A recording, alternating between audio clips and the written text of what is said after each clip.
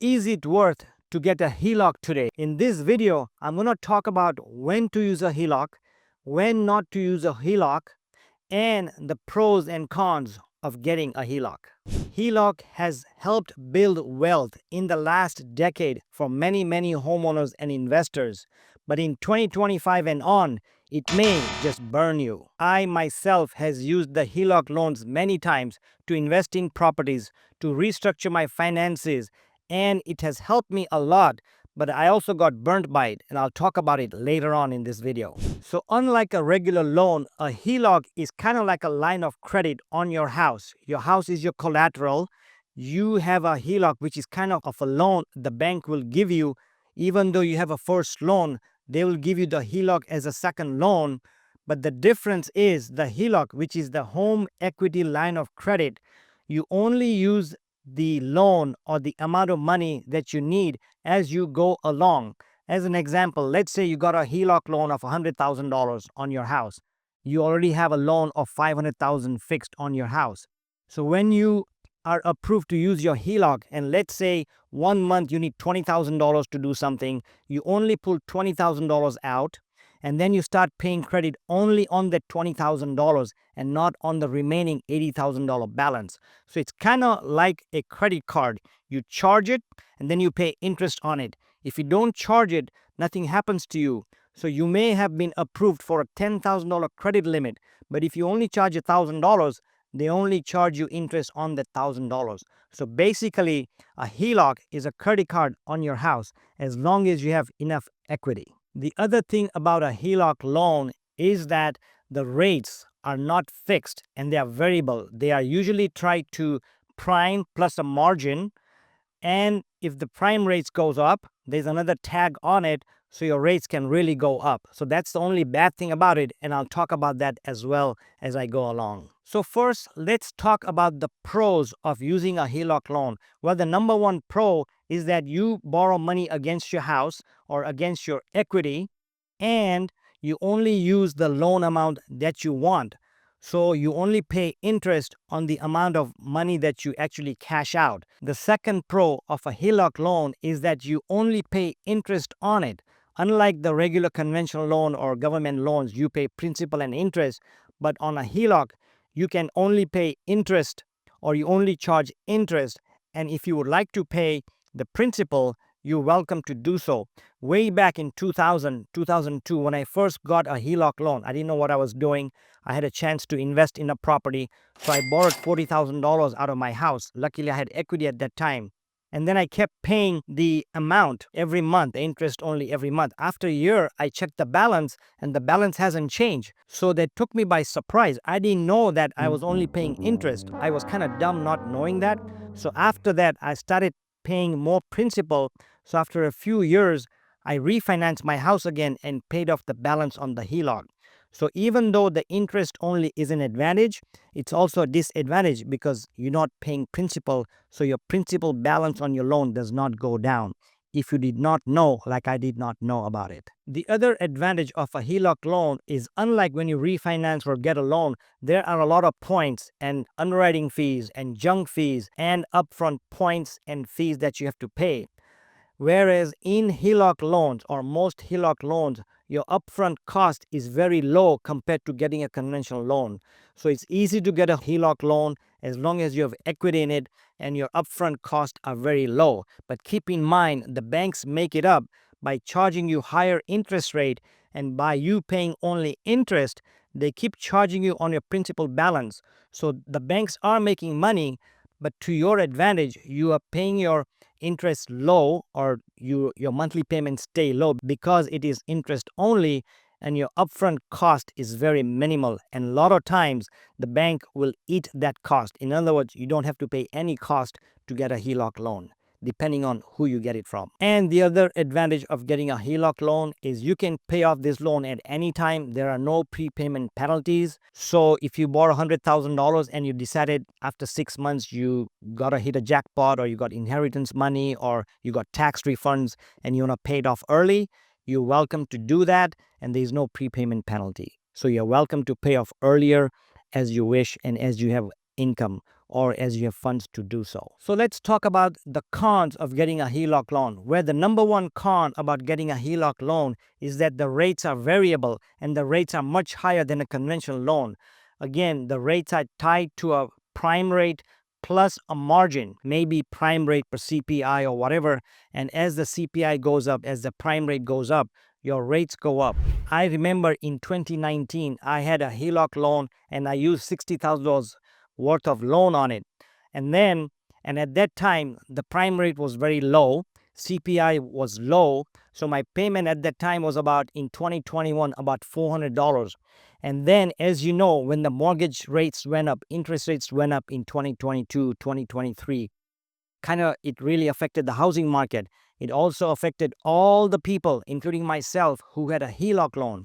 And you would be surprised, my $400 payment, interest-only payment, went from $400 up to $1,100 by 2024.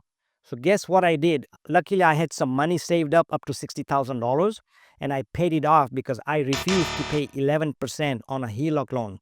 So the biggest disadvantage of a HELOC loan is the rates are very high and they are variable. So if you're not able to pay off that in time, usually you want to get a HELOC loan so you can pay it off, not in 10 years or 30 years, but as soon as you can, then you will pay a lot of mortgage interest rate or HELOC interest rate, a big disadvantage. The other disadvantage of getting a HELOC loan is that if you have a loan on your house, so I'll give you an example. Let's say you bought a house for $400,000 10 years ago, and now it's worth $600,000.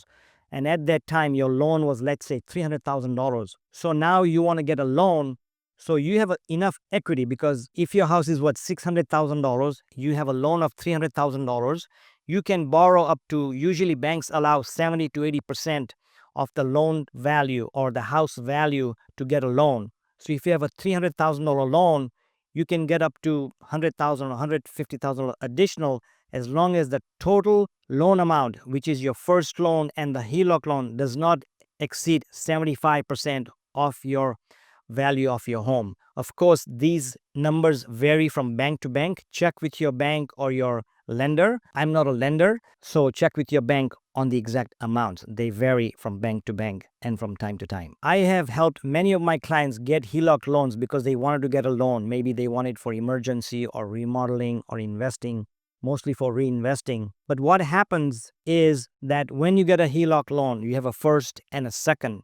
And then if the market drops, and back in 2006, 2007, 2010 range, the values drop. So what happened was, a lot of the people that, let's say, had a loan amount of $500,000, the first and the second, and the home value dropped, then they could not sell the house. That's why you saw a lot of short sales and defaults and foreclosures, because what happened was, when the house value drops, your loan amount stays higher, then you are not able to sell the home because your first and second loan are higher than your home value. So you're stuck not selling it.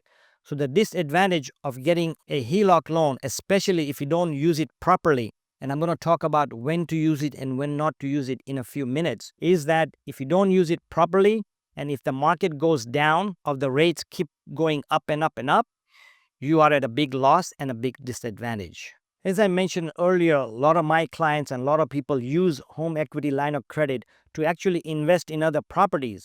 So that's a good thing. But the problem is, if your second property that you buy, if it does not cash flow, it will not help you pay the current loan, your first and second. So that's a disadvantage. So getting a HELOC for long term is not a good idea. HELOCs are good for short-term usage only. They are not good for 20 years, 30 years, 10 years or so, because one, you're going to pay a lot of interest on it. You're going to pay interest only on it. So you keep paying interest on it because your principal does not drop. And if you're not cash flowing on your income property, that'll affect the payment on your current home, because you have a first loan and a HELOC loan. And if the rates go up on the HELOC, then you have more negative cash flow. So you have to be very careful how you use your HELOC loan. So let's talk about when is it good to use HELOCs and when it's not good to use HELOCs. By the way, make a comment and see, would you use a HELOC loan in your house to buy an income property or an investment property?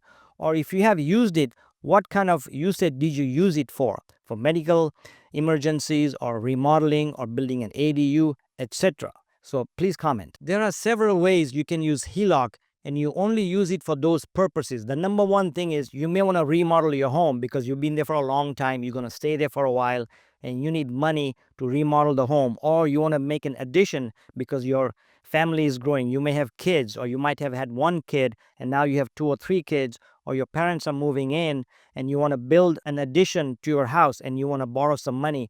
That's a good thing because you are building equity as you build your house.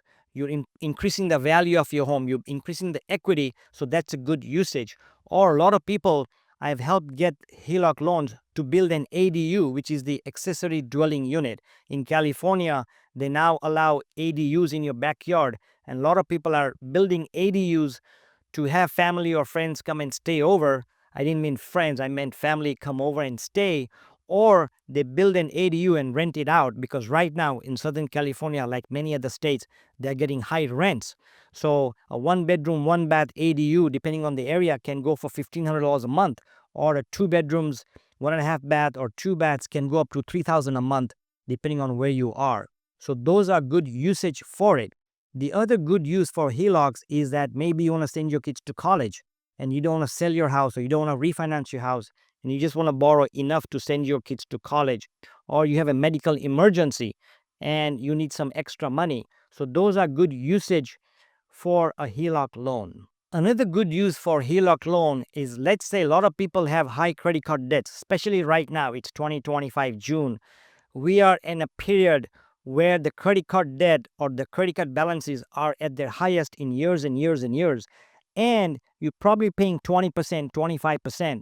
So if you can get a HELOC for, let's say, 9%, let's say you have a credit card balance of $30,000 and you're paying 20 to 25% on a $30,000 credit card, is it not beneficial to get a $30,000 HELOC loan and pay off the credit cards, and now you're paying 9% on 30,000 instead of 25% on 30,000. So if you do the math, it works out. So these are the areas, or these are the items you want to use your HELOC for. Where do you not want to use a HELOC loan?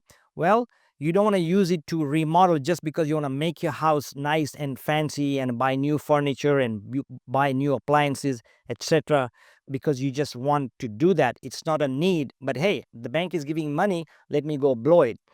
Like the saying goes, don't borrow money to buy a boat or a horse or elephants, because those are lost leaders. You don't make money on those. So if you're borrowing money to go on a vacation, not a good idea. So those are some of the areas you don't want to use the HELOC for. You'd be surprised how many people have borrowed as a HELOC, not only to go on vacations and buy good clothes, but I've known some people buy stocks and bonds and take a risk by getting HELOC loans. That's a no-no. One of my friends did that and he lost $100,000 on HELOC. At the same time, he lost all the money in stocks. So that's a no-no. I have helped a lot of my clients and friends get HELOC loans, or let them know how to use them, and many have borrowed money and bought investment properties. At the same time, a lot of people also bought short-term rentals and Airbnbs, and they bought cryptos and mutual funds, etc., and that's not a good idea. So just be careful how you use it.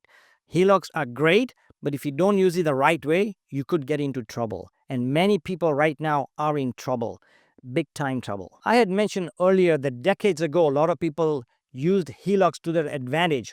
I know a lot of people who borrowed money, $100,000, bought a fixer, fixed it up, flipped it, and made a lot of money, and then paid off their HELOC and only paid the interest for 6 months by the time they remodel, etc.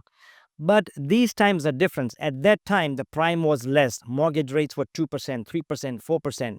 But these times are different. Several things are happening. Number one, interest rates are very high. They're ranging anywhere from 7 to 8% prime, plus you pay the margin of 2 to 2.5%. So you're almost at 10 to 11%. On top of that, your home prices or your rental prices or your Airbnbs are very high compared to 5 years ago. So not only are you paying high interest rate, you're paying higher prices. The third thing, and the reason you may have to be careful about investing, is that your property tax are sky high compared to 3 or 4 years ago. Your insurance rates, which lenders require to buy or must have insurance on your house or on the property, if you have a loan on it, they have quadrupled or doubled, tripled from 3 or 4 years ago. Your maintenance cost has gone up. Your labor cost has gone up. If you have association fee, HOAs have gone up. So everything has gone up. So your cash flow has gone really down or maybe negative. So getting a HELOC today versus 5 years ago, it's a whole new story. Other thing you have to consider is if you would have gotten your home equity line of credit 5 years ago, your property values were projected to go up. They went up since 2021, 22, 23, 24, 25. They've been going up. But let's say now you get a HELOC loan at 10% and you have your house at 6 or 7%.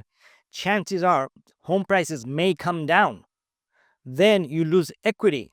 And when you want to refinance or when you want to sell the home, if your home value drops and it touches your home loan value, which is your first loan and HELOC loan. So let's say you had a loan of $600,000 and you had borrowed $100,000 on HELOC and your total loan is $700,000.